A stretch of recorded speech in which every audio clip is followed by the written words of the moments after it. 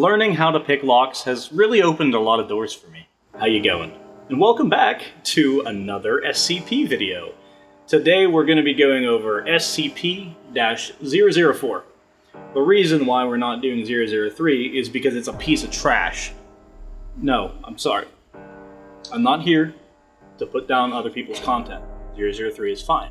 However, I decided that I don't really want to go through every single SCP ever created because there are actually, I think, over 5,000 of them. Boy, that's a lot. I actually will never get through all of them. So, I have actually, over time, like over a couple years honestly, been reading through all of the SCPs, like one article at a time, and I've saved the ones that I like the most, that I thought were the most unique, that were just generally my favorites, to a specific folder. And so number 4 is my next on the list of the ones that I really liked. So let's get started. SCP-004, the 12 rusty keys and the door. Object class, Euclid. Description, SCP-004 consists of an old wooden barn door, designated SCP-004-1, and a set of 12 rusted steel keys, designated SCP-004-2 through SCP-004-13. The door itself is the entrance to an abandoned factory in Data Expunge. Special Containment Procedures. When handling items SCP-004-2 through SCP-004-13, proper procedure is vital. The items are not permitted to be moved off-site unless accompanied by 2 Level 4 security personnel. Under no circumstances should any other component from SCP-004 be taken through SCP-004-1. The effects of doing so are as of yet unknown, and the current cost of experimentation makes further research impractical. So this SCP is split up into multiple parts. It's the door, it's the old wooden barn door, which I'm sure I've shown a picture of, and the 12 keys that accompany it. So all of that together makes the SCP, and then they designate the door as SCP-004-1. The keys are all -2 through 13. For the purposes of this video, I'm going to call the door SCP-004 so I don't have to keep calling it -1, because when I say SCP-004, think of the door. When I say 004-2 through 13, any of those extra numbers, those will be the keys. So I'm just making it easier for you. Hello, me from like a month later. I realized that I went on that little spiel there and then I completely forgot like 3 full sentences from a paragraph, just never reported them, so I'm going to do it real fast. Should any of the objects contained within 004 breach containment, or the facility be breached, the keys must be brought inside and the door closed, prior to activation of Site-62's on-site warhead. Unauthorized removal of keys from the testing area is grounds for immediate termination. Level 1 clearance is required for basic access to 004. Level 4 clearance is required for use of 004-2 to 13. Chronological History of 004. July 2nd, 1949. A group of 3 juveniles trespassing on federal property near find the door. According to their testimony, they found a set of rusted keys in an iron lockbox and determined what door the keys unlock. The juveniles are taken into custody after they contact Sheriff when one of their friends, designated SCP-004-Case 01, goes missing. July 3rd, 1949. Local authorities find the severed right hand of 004-Case 01, 8 kilometers from 004. Other parts of 004-Case 01's body are found scattered as far as 32 kilometers from the factory. Under interrogation, the apprehended juveniles tell authorities that upon opening the door with one of the keys, 004-Case 01 was torn into several pieces, each of which disappeared. At this point, the SCP Foundation takes over the investigation. July 4th, 1949. SCP Agent obtains the keys from local authorities to begin testing. Tests show that 004-2 through 004-13 all fit into a single lock on the large barred door. 12 D-Class personnel are assigned to test the effects of the door. Of the 12 test subjects, each trying a different key to enter the room, only 2 survive. Opening the door with any key except 004-7 or 004-12 caused the test subjects to be torn apart in multiple directions.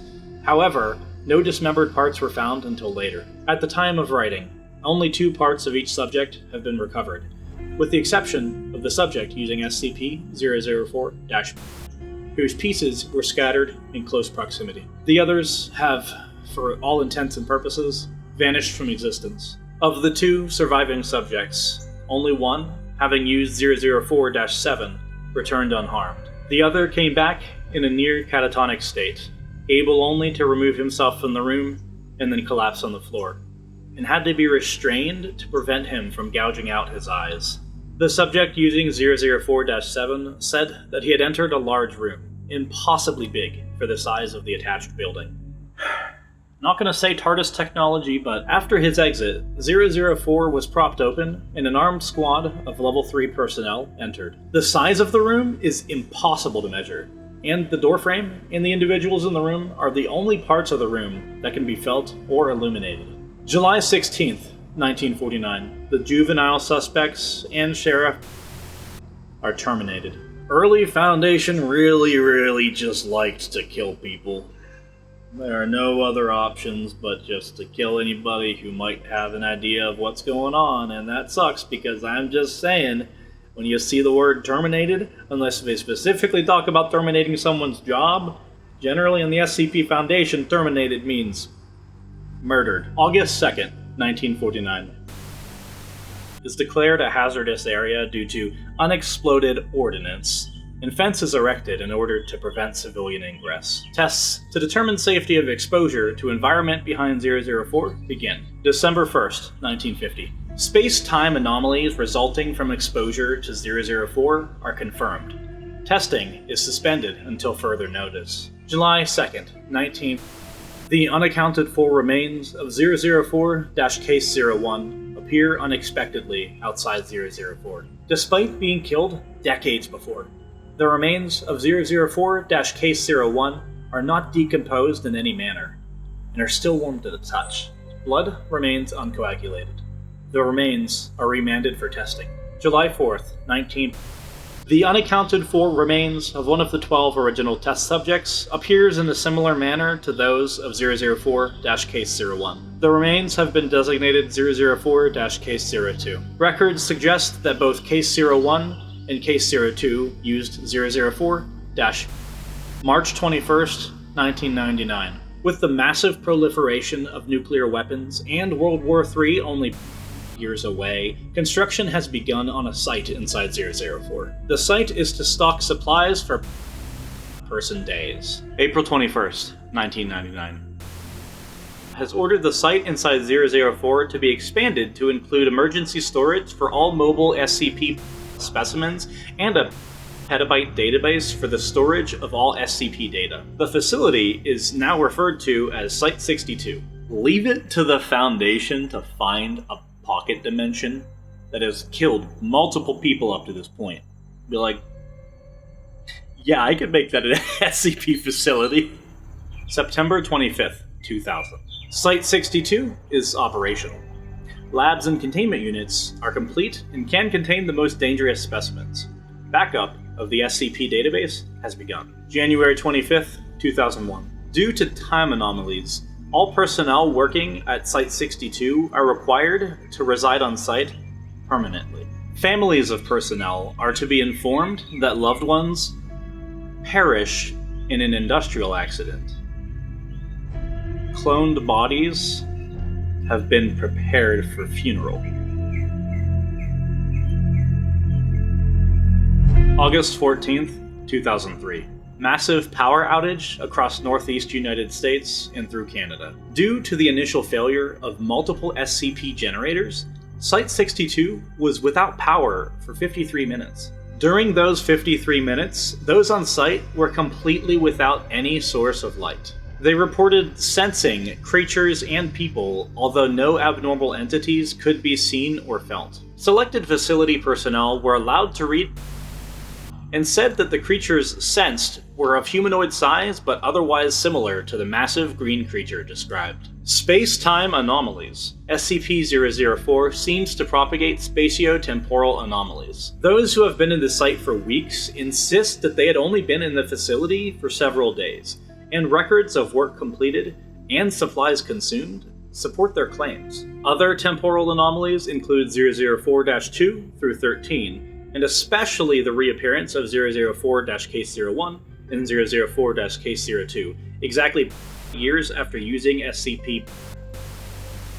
has been assigned to investigate all aspects of these time anomalies. Spatial anomalies include the impossibly large dimensions of the area opened by 004-7. Similarly, the 2003 blackout incident suggests that there exists an alternate plane of existence within the same space that Site-62 occupies. Additional notes. Testing on 004 reveals that 10 of the keys open 004 on a dimension where the laws of physics and topology are significantly different from those of our home dimension. Test subjects meeting these hostile conditions are torn apart, their body parts deposited in various locations, only 3 of which have been verified to be on Earth.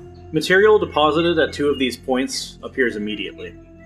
Material deposited at the 3rd appears exactly years into the future. The other 7 locations are currently unknown. Current testing focuses on 2 avenues of research. The first is finding ways to survive 004's hostile topologies. The second, Data expunged, suggests that 002-13 may open other doors than 004-1.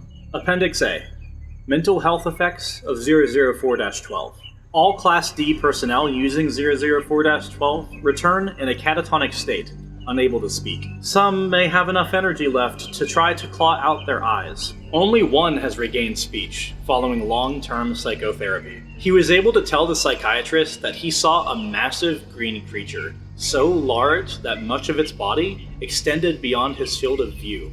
He reported innate fear and sudden recognition, as if it were something buried deep inside his primal fears, as well as forced implantation of incomprehensible memories. Subject displays acute anterograde and retrograde amnesia. Appendix B. Additional information. Item number SCP-004-14. Date of discovery September 2nd, 1950. Origin of object. Object was discovered elsewhere in factory area, in the previously undiscovered manager's office. Description. Object appears as a large, unvarnished wooden box. The box may be unlocked by the safe key 004-7, plus 5 of the unsafe keys. Upon unlocking 004-14 with 004-7, the box opens automatically on hinges. The volume of the space inside is precisely 5 times greater than the outer dimensions imply. These guys just stealing from Doctor Who, I don't know what else to say. Items placed within while the lid remains open do not affect the weight or any other properties of the box. When the lid is closed and locked, however, all items inside vanish irretrievably. Personnel locked inside the box are also irretrievable, although losing personnel in this fashion appears to affect significantly the dreams experienced by data expunged. I feel like every single time I do one of these SCP videos, I'm gonna be like, man, boy howdy, that was a wacky one. I absolutely love the ones that have to do with like alternate dimensions and stuff like this, and I swear they always have some kind of hidden creature that you don't know is there at first or something like that, but it's cool. Bigger on the inside, man. Come on, the TARDIS did it first and it was awesome. I just love the thought of this unassuming barn door. Whenever you unlock it with these specific keys, it opens different dimensions, and when they find one that's safe, and they're like, oh, this is like a ton of space in here, they just set up a facility in there, and they do SCP testing and containment inside this other SCP. That's, sounds dangerous, honestly. So my camera died. I'm just gonna have to finish the video like this while I have the battery charging. I guess when I put it on the charger last night, it didn't fully charge because I didn't have it plugged in. So you live and you learn, and you pay more attention to things in life, and then that doesn't happen. I personally would not mind it if they decided to eventually add more to this SCP, maybe some more research on whatever the creatures are that exist on a different plane inside the 004, and also perhaps on the key that leads you to where you see the massive green creature that exists in your primal fears and implants incomprehensible memories. That's something that would be good to know more about.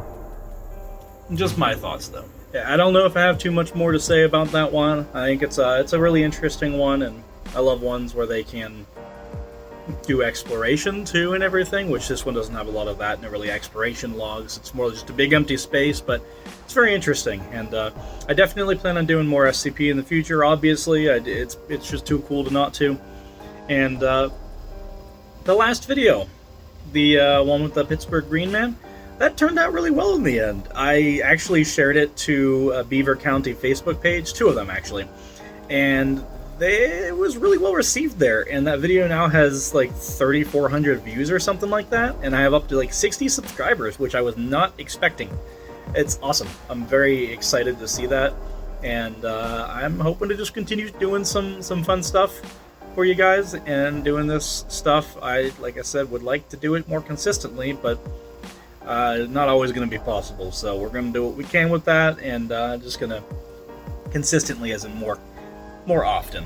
I'm trying to do at least once a month, roughly, otherwise, but thank you guys so much who have stuck around, who have been watching my videos since I started putting them out a couple months ago. I've really been loving it. I think it's a lot of fun. I wish I had a little bit more time to do it. I need to stop saying that in videos, but I'm thankful for each and every one of you, and I'm just going to continue trying to grow and make the best stuff I can. And if people want to stick around for that, that'd be awesome. But I appreciate you guys a lot. Let me know if you have any specific SCPs you want me to cover in the future, or I'm pretty much doing them in chronological order from ones that I find really interesting. So I think the next one is like SCP-16, so I'm skipping a bunch there. But if there's any specifically SCPs in the middle of ones that I'm coming up on that you would want me to cover that I might not be covering otherwise, let me know. I'd be happy to.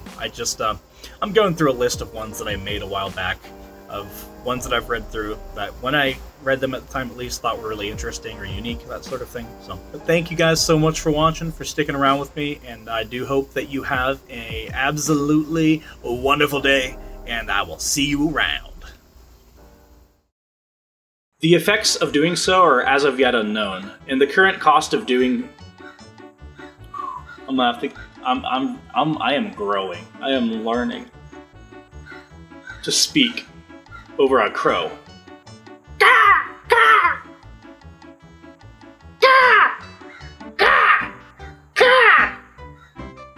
Yeah. I love you too. Corvids are awesome. And the current cost of experimentation makes further research improbable. Dang it, it's impractical. Impractical. Oh. Talky talk is hard sometimes. Despite being killed decades before, the case of the missing mittens. I'm looking more like a homeless person every single day. Testing on 004 reveals that 10 of the keys... There's too many wasps out here for October. Not a fan.